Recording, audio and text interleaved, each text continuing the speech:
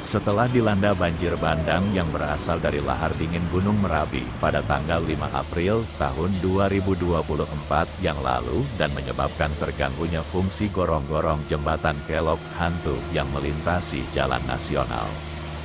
Pada hari Minggu, tanggal 7 April tahun 2024 Dinas Sumber Daya Air dan Bina Konstruksi SDA-BK Sumbar telah melakukan pekerjaan tanggap darurat menggunakan 4 alat berat ekskavator dari Dinas SDA-BK dan UPTD Balai SDA-BK Wilayah Utara dengan melakukan pembersihan sedimen lahar dingin Gunung Merapi seperti batang-batang pohon, bambu dan material lainnya yang menyebabkan terjadinya penyumbatan pada gorong-gorong jembatan yang melintasi jalan nasional.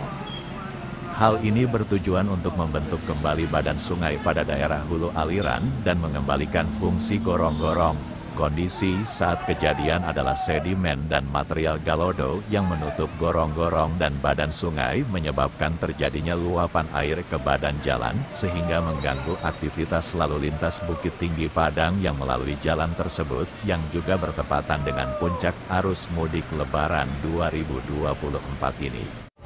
Kondisi hingga saat ini Jumat tanggal 19 April tahun 2024 masih dilakukan pekerjaan tanggap darurat di mana saat ini sedimen dan material galodo pada gorong-gorong telah berhasil dibersihkan dan dilanjutkan dengan pembentukan kembali badan sungai pada daerah hulu aliran. Dalam pelaksanaan tanggap darurat ini dipantau langsung Kepala Dinas SDA-BK Fatol Bari, Kabid PJSA Bapak Rahmat Yuhendra, Kepala PTD Balai SDA-BK Wilayah Utara Hendri Yulindra.